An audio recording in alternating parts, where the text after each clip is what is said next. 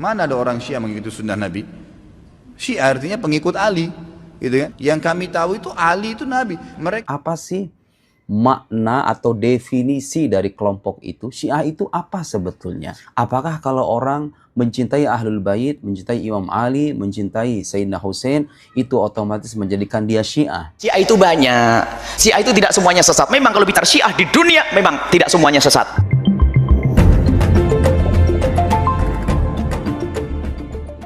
Sunni itu siapa yang mengikuti sunnah Nabi? Syiah orang-orang yang menolak sunnah Nabi SAW. Orang Syiah tidak mengikuti sunnah Nabi SAW. Mana ada orang Syiah mengikuti sunnah Nabi? Syiah artinya pengikut Ali, gitu kan? Saya sangat yakin secara pribadi, teman-teman kita semoga Allah berikan hidayah yang Syiah di Indonesia tidak faham Syiah itu apa. Kebanyakan mereka tidak tahu itu Syiah. Kalau mereka tahu Syiah, mereka ke Iran dan mereka pelajari benar-benar, itu mereka tidak mau jadi orang Syiah.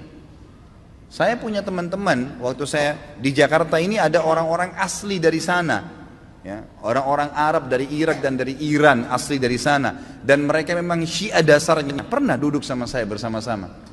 Jadi mereka itu heran dengan Syiah di Indonesia. Bahasa mereka itu, ini Syiah di Indonesia, ini Syiah dari mana, dia bilang.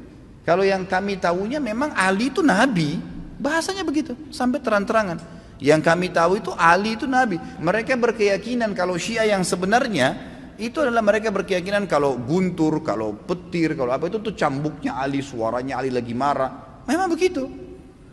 Dan hampir semua Syiah sepakat, Al-Quran itu, kalau saya katakan semuanya sepakat, Quran kita ini kurang. Ya, dan mereka punya lafaz-lafaz ayat-ayat Al-Quran yang dimasukkan namanya Ali di situ. Assalamualaikum warahmatullahi wabarakatuh. Kali ini saya ingin memberikan penjelasan yang singkat terkait satu pertanyaan yang barangkali sering disalahpahami oleh sebagian dari saudara-saudara kita yang beraliran Salafi Wahabi. Jadi saya cukup sering menyimak tuduhan baik kepada diri saya sendiri maupun kepada orang lain terkait orang-orang yang berbeda pendapat dengan mereka dengan tuduhan Syiah. Saya ini belajar di Al-Azhar hampir 9 tahun. Al-Azhar mengajarkan akidah Sunni Asy'ari. Saya pulang ke Indonesia mengajarkan akidah Ahlus Sunnah wal Jamaah, menulis buku tentang akidah Ahlus Sunnah wal Jamaah. Waktu S2 di Al-Azhar menulis tesis tentang buku akidah Ahlus Sunnah wal Jamaah, kitab Jawharatut Tauhid. Meski demikian saya masih dituduh sebagai orang Syiah. Bahkan saya pernah dibatalkan jadwal ceramah saya oleh satu masjid secara resmi bahkan.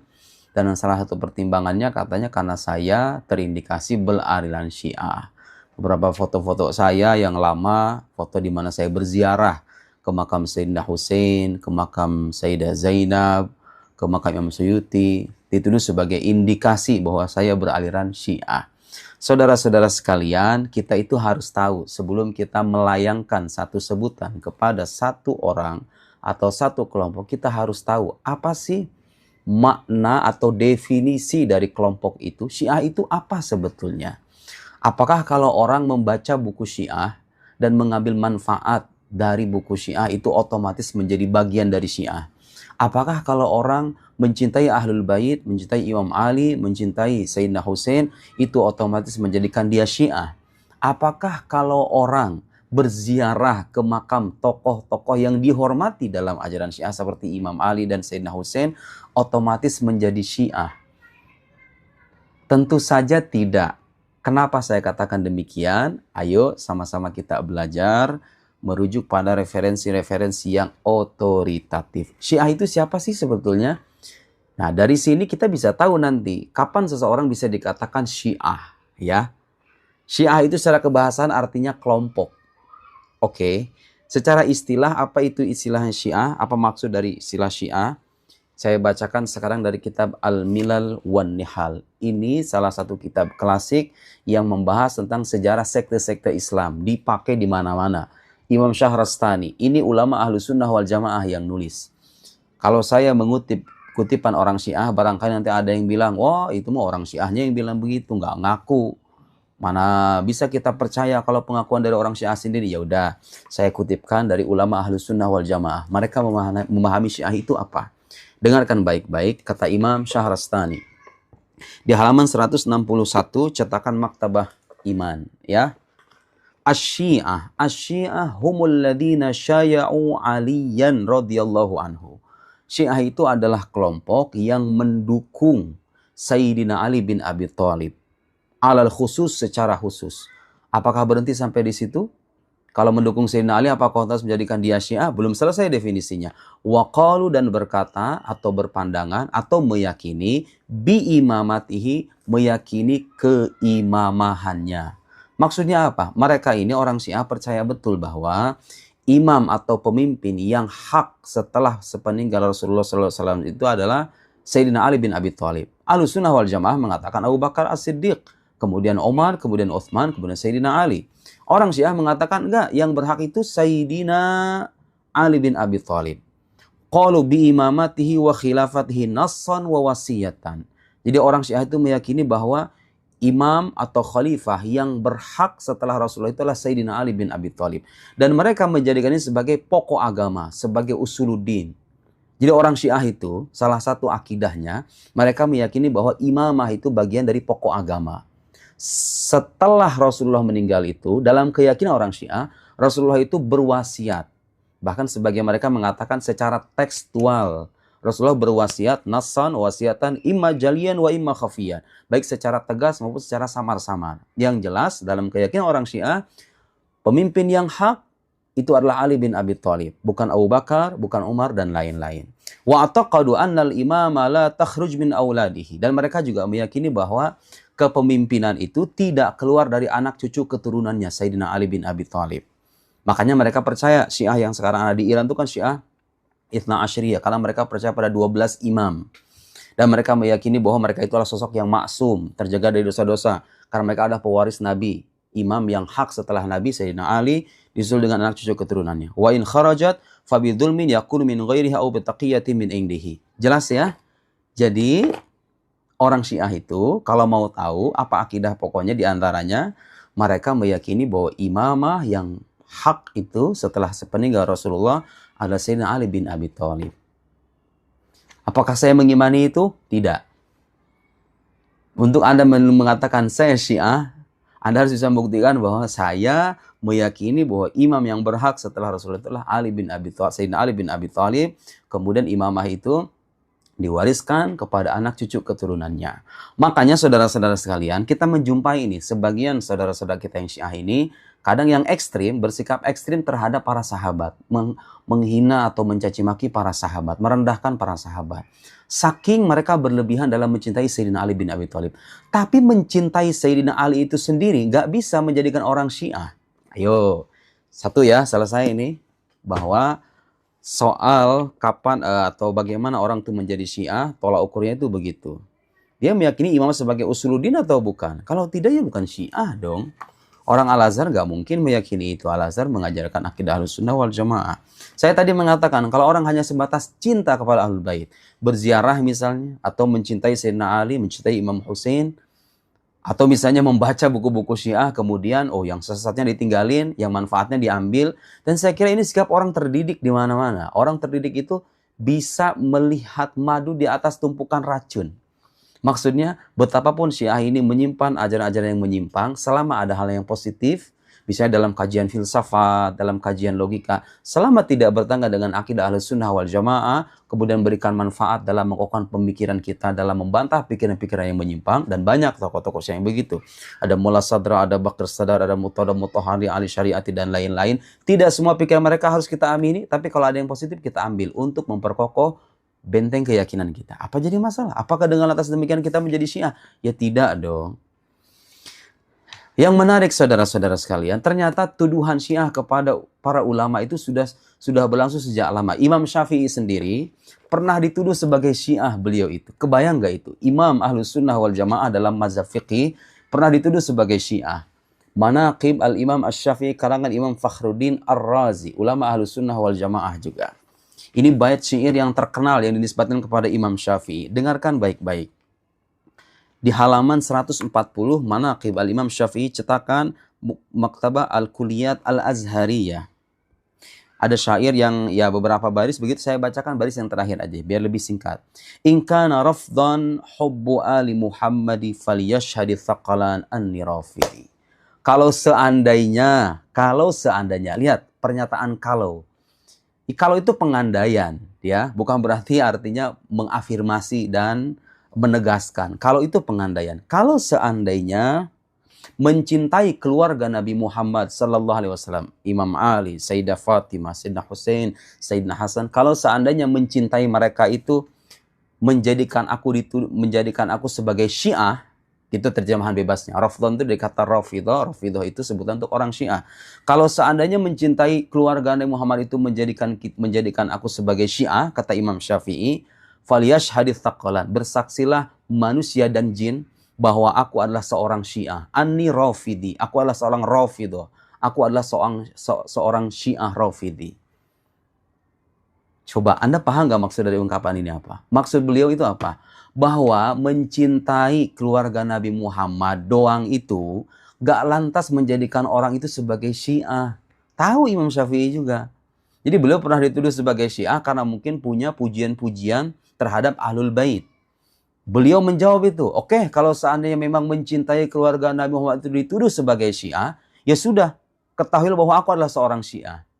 Ya beliau mengatakan aku adalah seorang Syiah itu kalau memang Syiah itu tolak ukurnya adalah mencintai keluarga Nabi Muhammad. Tapi kan gak ada ulama yang mengatakan begitu. Gak ada saudara. Ulama yang mengatakan bahwa kalau orang mencintai Imam Ali, mencintai Sayyidina Hasan, Sayyidina Hussein, Sayyidah Fatimah, dia menjadi Syiah. Itu gak ada orang terdidik yang punya pandangan begitu. Makanya Imam Syafi'i mengatakan kalau seandainya memang mencintai keluarga Nabi Muhammad itu menjadikan sebagai Syiah, aku adalah Syiah. Tapi kan gak cukup hanya dengan mencintai doang, harus meyakini bahwa imam yang hak setelah Rasulullah itu adalah Imam Ali. Beliau meyakini nggak? Enggak. Makanya beliau bukan Syiah. Saya pernah nyebut kalau seandainya saya disuruh memilih antara Wahabi dengan Syiah, saya lihat ini Syiah punya hazanah, filsafat dan pemikiran yang kaya.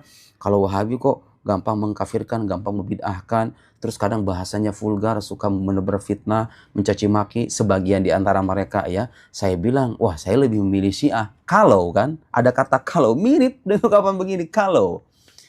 Dan saya katakan dalam tulisan saya ini orang Sunni, ahlu sunnah wal jamaah, bukan orang Syiah. Tapi kalau disuruh memilih, ya kalau itu.